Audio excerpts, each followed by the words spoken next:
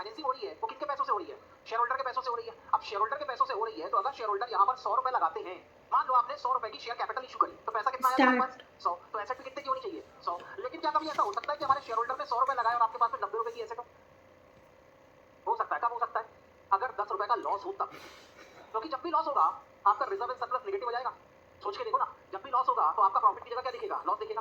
तो reserve and surplus positive रहेगा कि नेगेटिव? नेगेटिव रहेगा। बात समझ में आ गई?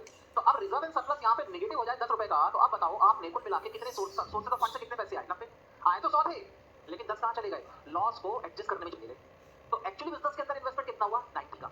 तो इसीलिए अगर किसी बिजनेस के अंदर लॉस है तो फिर ऐसा हो सकता है कि प्रोप्राइटर फंड ज्यादा हो और टोटल एसेट आपकी कम हो, और जनरली आपको ये देखने को कभी भी नहीं मिलेगा। ये प्रोप्राइटरी रेशियो आप ये बोलो कि सर 1 के ऊपर चला जाए, it will be greater than 1, ऐसा rarest of the rare case में हो सकता है, एकेडमिकली हो सकता है। क्योंकि आज अगर मैं कोई क्वेश्चन डिजाइन करूं तो डेटा तो कुछ भी दे सकता हूं उठपटांग, तब उस कंडीशन में प्रोप्राइटर फंड 1 के ऊपर का हो सकता है, more than 1, it may be more than 1। बाकी रियल लाइफ में आप किसी भी कंपनी की बैलेंस शीट उठा के देख लो, तो उस हर बैलेंस शीट के अंदर अगर आप प्रोप्राइटरी रेशियो निकालेंगे तो वो हमेशा लेस देन 1 ही मिलेगा। लेस देन 1 क्यों मिलेगा? क्योंकि आपका जो डिनोमिनेटर है, आपका डिनोमिनेटर हमेशा न्यूमरेटर से ज्यादा ही रहेगा। किससे ज्यादा रहेगा? न्यूमरेटर से। यानी प्रोप्राइटर फंड आपको हमेशा क्या मिलेगा? कम, और टोटल एसेट क्या मिलेगी? ज्यादा। कारण प्रोप्राइटर फंड से कुछ आपकी एसेट की फाइनेंसिंग होगी, तो बाहर वालों से जो आपने उधार लिया है उससे भी तो आप अपनी एसेट की फाइनेंसिंग करोगे कि नहीं करोगे?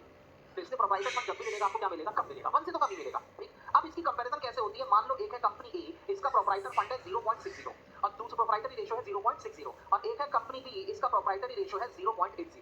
Which one is better? 0.80 will be the better. क्यों? क्योंकि बेटे एक बात बताओ, प्रोप्राइटरी रेशियो कितना है? 0.60। इसको मैं 0.60 डिवाइडेड बाय 1 लिख सकता हूं। बोलो ना, 0.60 डिवाइडेड बाय 1 लिख सकता हूं, हाँ या ना? डिनोमिनेटर में क्या है? एसेट। न्यूमरेटर में क्या है? Share holder fund. ऐसा लिख दूं ना अभी समझने के लिए? तो ऐसा नहीं लग रहा। शेयर होल्डर ने 60 पैसे बिजनेस के अंदर इन्वेस्ट किए हैं, तो एसेट कितने की खरीदी है तुमने? 1 रुपए की। तो 40 पैसे कहां से लाए? उधार मांग के लाए होगे। और कोई दूसरा ऑप्शन है तुम्हारे पास? लेकिन अगर यहाँ पे प्रोप्राइटरी रेशियो 0.80 का है तो इसको डिवाइडेड बाय 1 लिखा जा सकता है।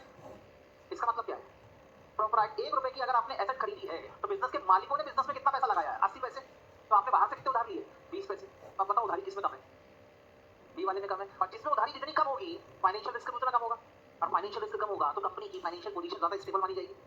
इसीलिए अगर प्रोप्राइटरी रेशियो जितना ज्यादा होगा बिजनेस की लॉन्ग टर्म फाइनेंशियल पोजीशन उतनी अच्छी मानी जाएगी। क्योंकि सिंपल सिंपल सा हिसाब किताब है। प्रोप्राइटरी रेशियो 0.60 होने का मतलब ये है कि बिजनेस के मालिकों ने 60 पैसे की अपनी कैपिटल इन्वेस्ट करी है, लेकिन बिजनेस के अंदर एसेट कितने रुपए की है? 1 रुपए की आपकी एसेट है। तो 40 पैसे तो आपने बाहर से उधार लेके ही आए होंगे। जितनी ज्यादा उधारी फाइनेंशियल रिस्क उतना ज्यादा, और जितना ज्यादा फाइनेंशियल रिस्क फाइनेंशियल पोजीशन उतनी ज्यादा डामाडोल। समझ में आ गई बात? तो इसीलिए ये कहा जाता है प्रोप्राइटरी रेशियो के बारे में कि जितना ज्यादा प्रोप्राइटरी रेशियो होगा फाइनेंशियल पोजीशन उतनी अच्छी समझी जाएगी। कॉन्सेप्ट समझ में आया? रेशियो कुछ भी लिखा जा सकता है, पढ़ने का तरीका होना चाहिए उसका। आप उसको रीड कैसे करो? जब तक आप उसको ठीक तरीके से रीड नहीं करेंगे तब तक उसकी इंटरप्रिटेशन निकालना थोड़ा सा मुश्किल होता है। समझ में आ गई बात? तो इसी के नीचे लिख दो उसका, आप उसको रीड कैसे करते हैं।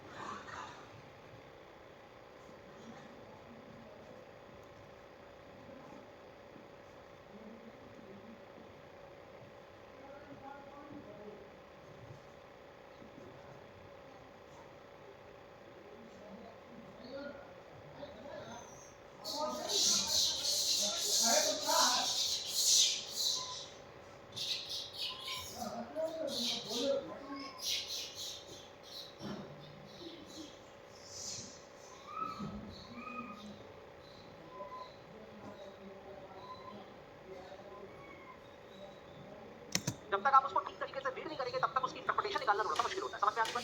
तो इसी के नीचे लिख दो हायर रेशियो, लिखो उसी के नीचे higher ratio is equal to strong financial position. लिखो बेटे higher ratio is equal to strong financial position.